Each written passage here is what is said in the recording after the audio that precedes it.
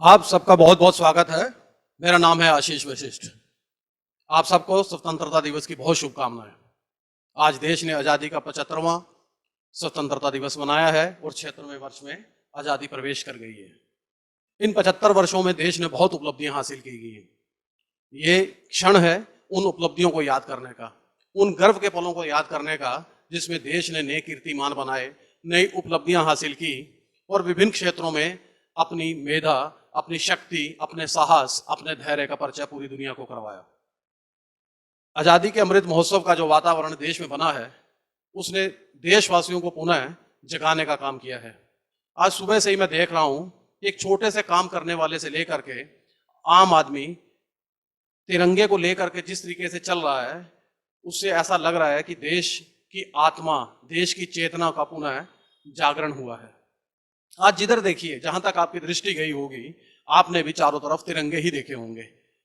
इससे पहले ऐसा वातावरण शायद ही कभी आपने देखा हो या कभी सुना हो कि हर आदमी तिरंगे को लेकर के चल रहा है, अपनी साइकिल पे लगा के चल रहा है, पैदल लेके चल रहा है, अपनी मोटरसाइकिल पे लगा के चल रहा है, ई रिक्शा, ऑटो, कार, जहां पर भी वो सम्मान पूर्वक तिरंगा रख सकता है, लगा सकता है, उस तिरंगे को लगा करके वो चल रहा है।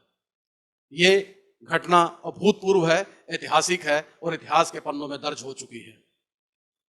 तिरंगे के प्रति सम्मान, तिरंगे के प्रति गर्व का भाव हर भारतीय के दिल में बसा हुआ है। पिछले 75 सालों में देश ने विभिन्न क्षेत्रों में उल्लेखनीय उपलब्धियां हासिल की हैं। प्रधानमंत्री नरेंद्र मोदी ने देशवासियों को 5 संकल्प लेने की बात की है ताकि 25 साल बाद जब हम आजादी की स्वर्ण जयंती मनाएं, तब भारत विश्व गुरु की भूमिका में हो, भारत एक विकसित राष्ट्र हो। आइए इस रिपोर्ट के जरिए हम पिछले 75 सालों में उपलब्धियों के सफर पर एक नजर डालते हैं।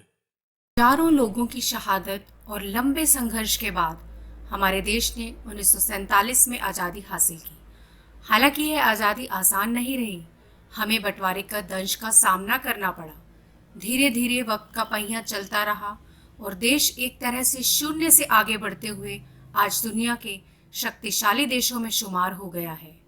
आज भारत ने न सिर्फ एशिया बल्कि पूरी दुनिया में अपनी ताकत इस कदर बढ़ा ली है कि अमेरिका भी भारत का साथ लिए बगैर आगे बढ़ने की सोच नहीं सकता। 75 वर्षों में भारत ने सांस्कृतिक, सामाजिक, राजनीतिक, आर्थिक, सैन्य, खेल एवं तकनीकी क्षेत्र में अपनी एक पहचान बनाई है। इस विकास यात्रा में नए कीर्तिमान बने हैं। आज भारत की पहचान एक सशक्त राष्ट्र के रूप में हो चुकी है।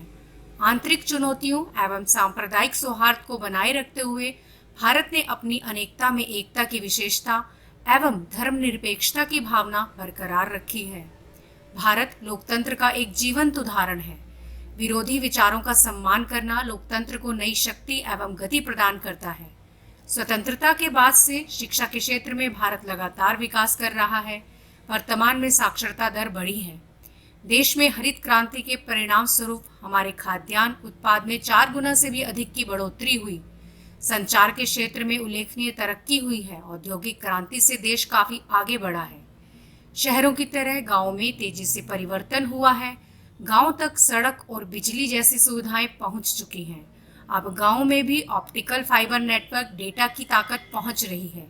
इंटरनेट पहुंच रहा है। गांव में भी डिजिटल उद्यमी तैयार हो रहे हैं। अब देश वोकल फॉर लोकल के मंत्र के साथ आगे बढ़ने लगा है।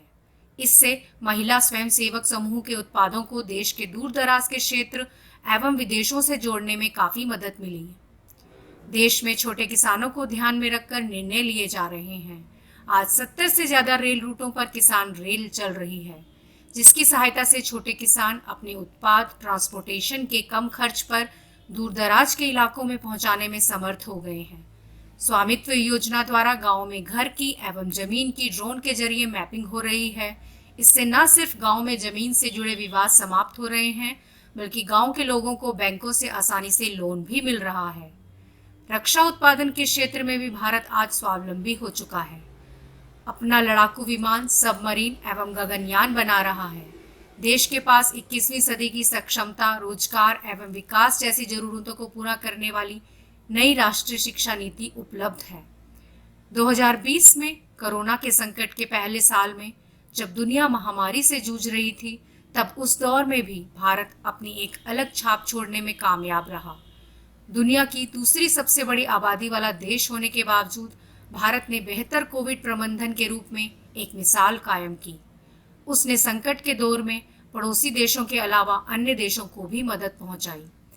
भारत की उभरती शक्ति का अंदाजा इस बात से लगाया जा सकता है कि जब 24 फरवरी को रूस के राष्ट्रपति व्लादिमीर पुतिन ने यूक्रेन के विरुद्ध युद्ध की घोषणा की तो संपूर्ण विश्व शांति की बात करने लगा। सबकी नजरें भारत पर टिक गई थी। युद्ध शुरू होने के बाद महीने भर के अंदर कई देशों के विदेश मंत्रियों ने नई दिल्ली का दौरा किया। इसमें अमेरिका के कई शीर्ष स्तर के नेता भी शामिल रहे। देश आज आजादी के 75 साल पूरे होने पर अमृत महोत्सव मना रहा है। प्रधानमंत्री नरेंद्र मोदी का सपना आजादी के 100 साल पूरे होने तक यानी 2047 तक भारत को विश्व गुरु बनाने का है। अगले 25 साल देश के लिए बेहद अहम हैं क्योंकि कई तरह की नई चुनौतियों का सामना करते हुए हमें आगे बढ़ना होगा। देश का अगला लक्ष्य खुद को विकसित राष्ट्र के रूप में तैयार करना होगा।